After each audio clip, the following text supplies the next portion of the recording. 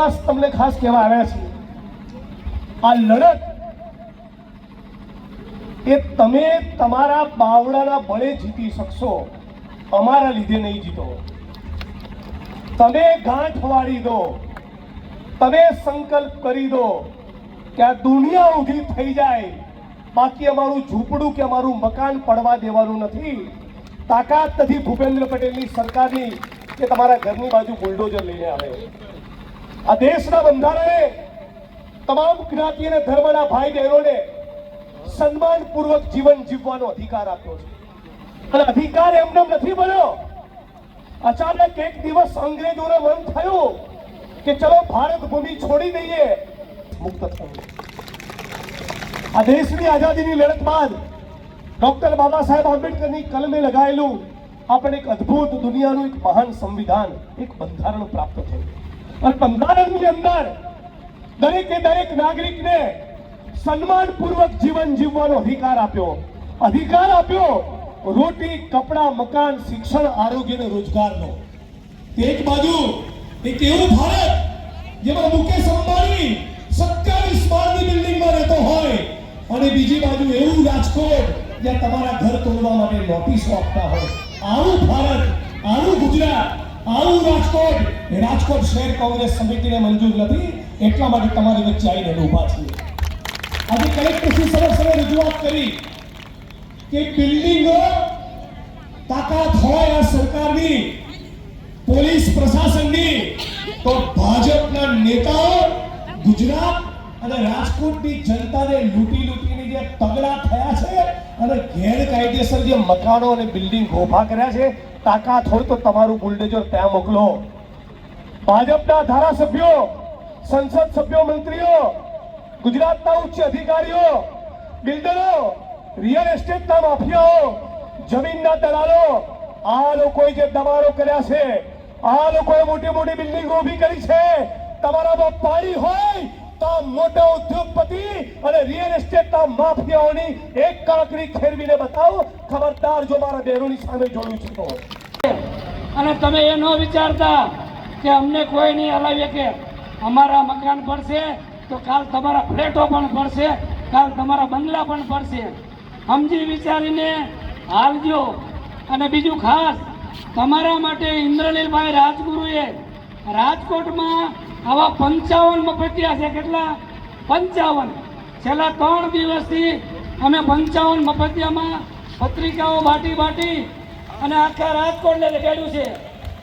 જો આજે કલેક્ટર નહીં સમજે, આ કલેક્ટર કે આ સરકાર નહીં સમજે, તો આખા રાજકોટના 55 મફતિયાને રેસકોર્સમાં, શાસ્ત્રી મંદિરમાં ભેગા કરી 2 લાખ માણસ ભેગા કરીને આ સરકારને લગાડશું. અને હવે તમે જેલમાં નાખો કે ગોળીએ દો, પણ હવે ઘર બહાર ન હોય કે તો મરી જવું સારું. હવે કઈ છે જ નહીં અમારી પાસે ગુમાવવા જેવું. તમે ઘર નહીં લો પછી આપણે પાસે ગુમાવવા જેવું શું છે? એમ અમે શું કે અમે કોરોનામાં મરી ગયા હતા, પણ ઘરને અડશો તો અમે મરવા તૈયાર છીએ. એટલે જે કાંઈ આપણી રીત છે એ ગાંધી સીધ્યા રાહે આપણે લડી રહ્યા છીએ.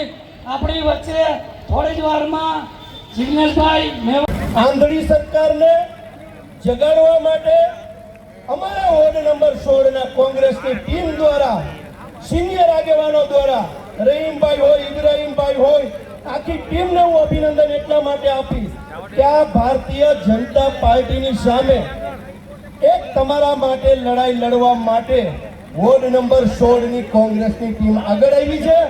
શહેર કોંગ્રેસ પ્રમુખ તરીકે હું એમને લાખ અભિનંદન આપું.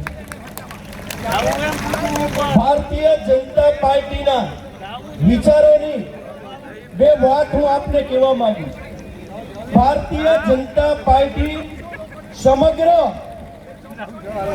મોટા ઉદ્યોગપતિઓના લોનો માફ કરવાનું કામ ભારતીય જનતા પાર્ટીએ કીધું, પણ ગરીબ માણસોના જે બંધારણીય અધિકાર છે, બંધારણની અંદર અધિકાર છે કે 25 વાર કે 50 વારની જગ્યા ઉપર વર્ષોથી સમગ્ર ભારત દેશની અંદર કોઈ પણ નાનો મધ્યમ વર્ગનો વ્યક્તિ રહેતો હોય તો એને રેગ્યુલાઇઝ કરવાનું કામ એ બંધારણની અંદર લખેલી વાત છે.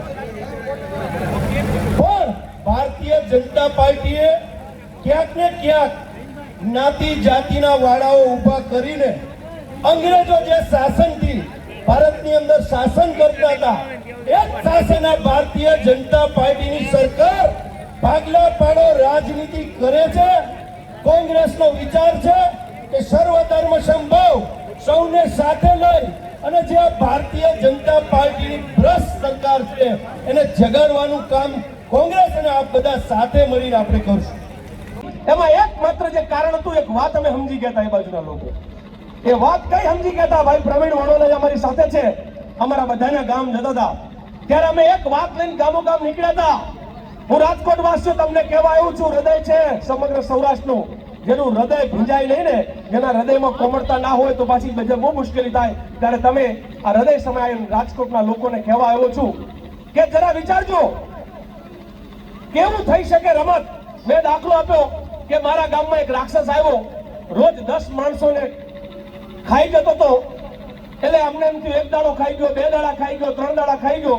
એટલે આગેવાનો ભેગા થયા, રાક્ષસને સમજાવવા ગયા કે હે રાક્ષસ, આ રોજ તું 10-12 માણસોને મારી નાખે છે, તું ખાય છે થોડું અને મારે છે જાજુ, તો કાંઈક ઓછું કર ને. એટલે રાક્ષસે કીધું કે એક કામ કરો, તમે મને રોજ હવાર પડે એક માણસ મોકલી આપજો, તો હું ગામમાં કોઈને મારવા આવીશ નહીં.